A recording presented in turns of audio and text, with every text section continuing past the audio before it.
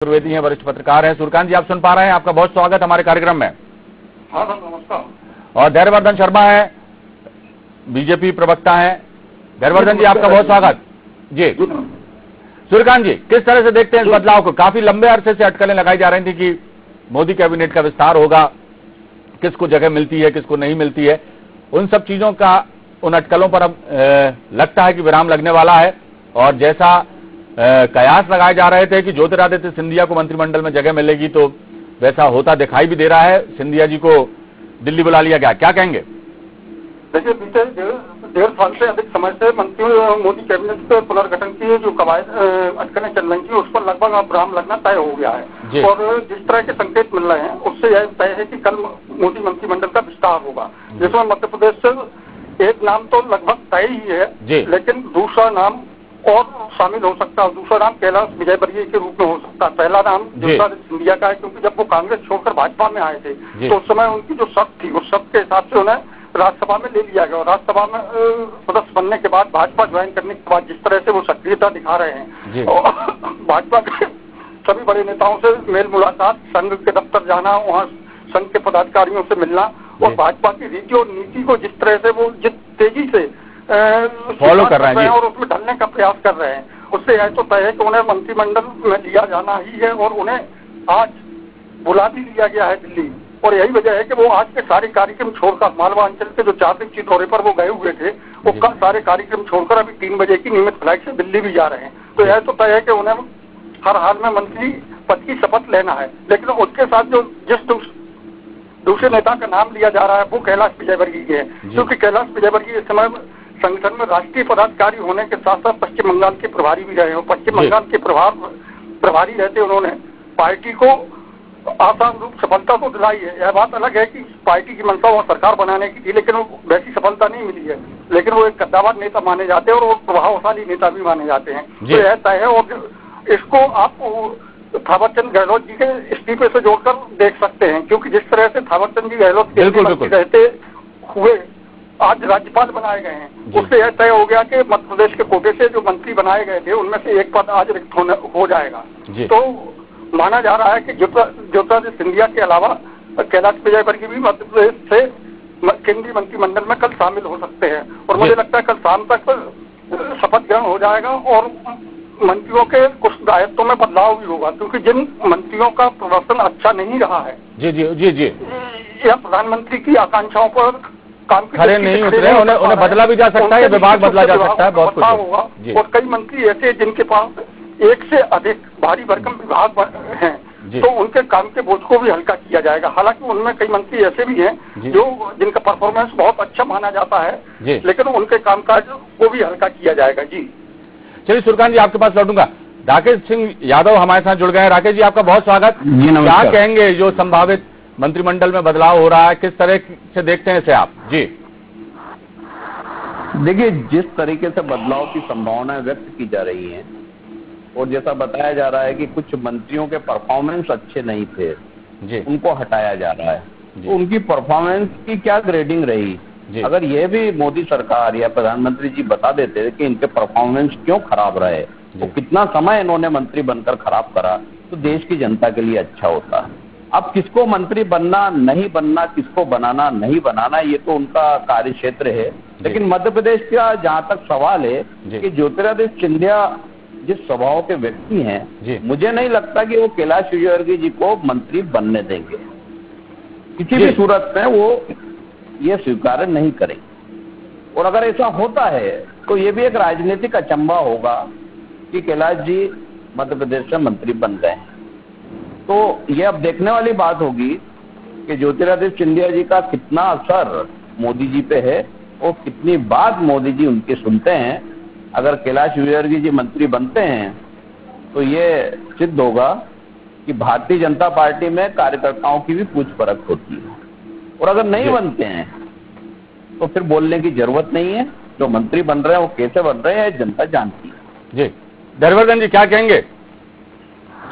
देखिए, भारतीय जनता पार्टी अपने बेहतर परफॉर्मेंस के लिए और देश में अपनी विचारधारा के अनुरूप ज्यादा समय तक लोग उसके लिए काम कर सकें, उस अनुरूप लोगों का चयन करती है जी। और आपने संगठन में भी देखा होगा कि अगले 20 वर्षों के लिए हमारे यहाँ एक नई पौध तैयार की जाती है और उस पौध को प्रदेश स्तर पर और राष्ट्रीय स्तर पर जिम्मेदारियां दी जाती हैं। वैसा ही मामला मंत्रिमंडल का है। मंत्रिमंडल में भी तमाम सारे नौजवान नेता इस देश में ऐसे हैं जिनके पास पिछले मंत्रिमंडल में रहने का अनुभव रहा है, सांसद भी रहे हैं। ऐसे तमाम लोग जो अपने अनुभव के साथ भारतीय जनता पार्टी का आगे भारतीय जनता पार्टी को बढ़ाएंगे और जन कल्याणकारी नीतियों को जनता तक पहुंचाने में और अनेक बेहतर निर्णय करने में उनकी भूमिका हो सकती है। ऐसे लोगों का चयन होगा। मध्य प्रदेश में अनिल दवे जी के बाद, उनके निधन के बाद एक सीट खाली हो गई थी, तो धर्मेंद्र प्रधान जी को राज्यसभा कोटे से यहाँ लाया गया। अभी प्रहलाद पटेल जी हैं, नरेंद्र सिंह तोमर जी हैं, फग्गन सिंह जी हैं, पर इसके बावजूद भी जो कयास लगाए जा रहे हैं कि लगभग 2 लोगों को एडजस्ट किया जा सकता है। तो जिन नामों की चर्चा है वे सहयोग के नाम है और वे निश्चित तौर पर प्रमुख दावेदार हैं। जी सूर्यकांत जी क्या कहेंगे? जैसा भी राकेश जी कह रहे थे कि एक तो जब ज्योतिरादित्य सिंधिया कांग्रेस छोड़ बीजेपी में आए तो बताया जा रहा है कि कई उनकी शर्तें हैं और साफ तौर पर देखने को भी मिला, राज्यसभा का टिकट उन्हें दिया गया, राज्यसभा सांसद उन्हें बनाया गया। उसके बाद मंत्रियों के प्रभार अभी जो हाल ही में बांटे हैं मध्य प्रदेश में, उनमें भी ऐसा जो है खबरें हैं कि ज्योतिरादित्य सिंधिया की काफी चली। और अब जैसा राकेश सिंह यादव जी कह रहे हैं कि वो तो मंत्री बनाए जा रहे हैं लेकिन कैलाश विजयवर्गीय जो है उनको मंत्री नहीं बनने वो देंगे, इस तरह की बातें राकेश जी कह रहे हैं। तो क्या इतना बड़ा कद ज्योतिरादित्य सिंधिया जी का है निश्चित तौर पर, लेकिन क्या इतना भी है कि वो किसी को मंत्री बना सकते हैं, किसी को नहीं बना सकते? क्या ये बात किस तरह से देखते हैं आप इसे? देखिए आपको बताएं, क्योंकि वो विपक्ष के नेता हैं और विपक्ष के प्रवक्ता होने के नाते उनका दायित्व है कि वो सरकार की या विरोधी पार्टी की आलोचना करें, वो बात अलग है। लेकिन वास्तविकता यह है कि भाजपा में आने के बाद ज्योतिरादित्य सिंधिया की जो पुरानी कार्यशैली रही है उसमें आमूल परिवर्तन देखने को मिल रहा है। जब सिंधिया जी कांग्रेस में हुआ करते थे तब ना तो वो जिलों के इस तरह दौरे करते थे, ना कार्यकर्ताओं के घर इस तरह जाते थे और ना अन्य नेताओं को ज्यादा तवज्जो देते थे। लेकिन भाजपा में आने के बाद उनकी कार्यशैली में जिस तरह का बदलाव आया है उससे लग रहा है कि वो सिर्फ अपने काम से मतलब रखेंगे बल्कि सामंजस्य की राजनीति की तरफ वो तेजी से आगे बढ़ रहे हैं। और यही वजह है कि आपने देखा होगा कि पिछली बार जितनी बार मध्य प्रदेश के दौरे पे आए हैं, चाहे वो राजधानी भोपाल की बात हो या मालवा निवाड़ अंचल का अभी जो वर्तमान दौरा उनका चल रहा था जो आज रद्द करके वो अचानक दिल्ली रवाना होने वाले हैं, इन सारे दौरों में आप देखिए सभी प्रमुख और प्रभावशाली नेताओं से तो मुलाकात कर ही रहे हैं, उसके अलावा कई कार्यकर्ताओं का सुख दुख बांटने के लिए उनके घरों पर भी गए हैं। तो मुझे नहीं लगता है कि वो इस तरह का कोई कदम उठाएं, क्योंकि अब वो सामंजस्य की राजनीति के साथ साथ प्रदेश में अपना प्रभाव बढ़ाने के लिए लगातार संवाद और संपर्क दोनों कर रहे हैं। और मुझे नहीं लगता है कि वो इस तरह का कोई बात कहेंगे कि कौन बने कौन नहीं बने, क्योंकि ये प्रधानमंत्री का होता है, वो जैसे चाहें उसे बनाएंगे, जैसे नहीं चाहेंगे उसे नहीं बनाएंगे। और निश्चित रूप से जिस तरह कैलाश विजयवर्गीय जी ने पश्चिम बंगाल में काम किया है, संगठन के लिए सक्रियता दिखा रहे हैं लगातार, तो उससे लग रहा है कि उन्हें बतौर प्रोत्साहन के रूप में कैबिनेट में मोदी मंत्रिमंडल में जगह दी ही जाएगी। और सूर्यकांत जी एक बात और भी है, ठीक है भारतीय जनता पार्टी की सरकार पश्चिम बंगाल में नहीं बनी, लेकिन जितनी सीटें आई और जिस तरह से भारतीय जनता पार्टी का कद बढ़ा है पश्चिम बंगाल में, निश्चित तौर पर वो काफी पहले से सक्रिय थे। उन्हें जब प्रभारी बनाया गया था कैलाश विजयवर्गीय को, तो उनकी भूमिका बहुत महत्वपूर्ण हो जाती है कि एक तरह से देखा जाए तो सूर्यकांत जी फर्श से अर्श पर जो है पश्चिम बंगाल में बीजेपी को पहुंचाने में भूमिका निभाई है कैलाश विजयवर्गीय जी ने, इस बात से इनकार नहीं किया जा सकता। और रहा सवाल ये है कि विशेषाधिकार है प्रधानमंत्री का कि वो किसे अपनी कैबिनेट में जगह देते हैं किसे नहीं। और जिस तरह से आपने अभी जिक्र किया कि भारतीय जनता पार्टी की रीति नीति से जिस तरह से वो घुल मिल रहे हैं ज्योतिरादित्य सिंधिया और सामंजस्य की राजनीति की तरफ वो अपने आगे कदम बढ़ा रहे हैं, तो ऐसा नहीं लगता कि किसी और के बारे में वो इस तरह की बात वो कहेंगे। राकेश जी क्या कहेंगे आप?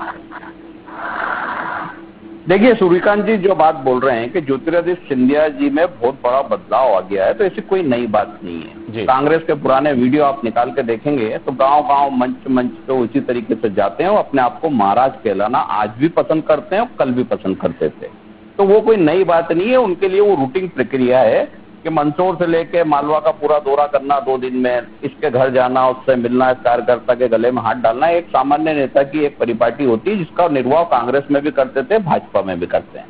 रहा सवाल दूसरी बात का जवाब कि प्रधानमंत्री का तो अधिकार है, ये तो निश्चित है किसको मंत्रिमंडल में लेना नहीं लेना। वैसे ही मुख्यमंत्री का भी अधिकार है कि किसको मंत्रिमंडल में लेना नहीं लेना। कैलाश विजयवर्गीय के निकट सहयोगी जो लगभग 1 लाख मतों से जीते थे इंदौर से, रमेश मेंदोला, वो किसी भी सूरत में मंत्रिमंडल में नहीं आया। उसकी एक ही वजह थी ज्योतिरादित्य सिंधिया का स्टेक, कि उनने साफ कर दिया था भाजपा में आने के कि किसी भी सूरत में मंत्रिमंडल में रमेश मेंदोला नहीं होंगे, नहीं हुए।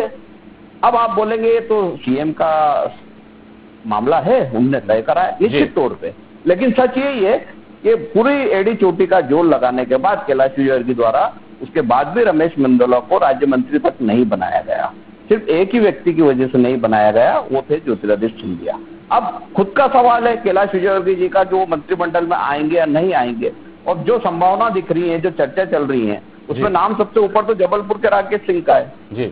अब यहाँ भी वही बात आ रही है कि प्रधानमंत्री जी की मर्जी हो तो लेंगे, लेकिन उस मर्जी के पीछे कौन खड़ा है जी, वहां आप अगर देखेंगे उस चश्मे को उतार के तो वही महाराज नजर आएंगे जो सिर्फ राजघराने की राजनीति करते हैं, जनता की राजनीति नहीं करते हैं।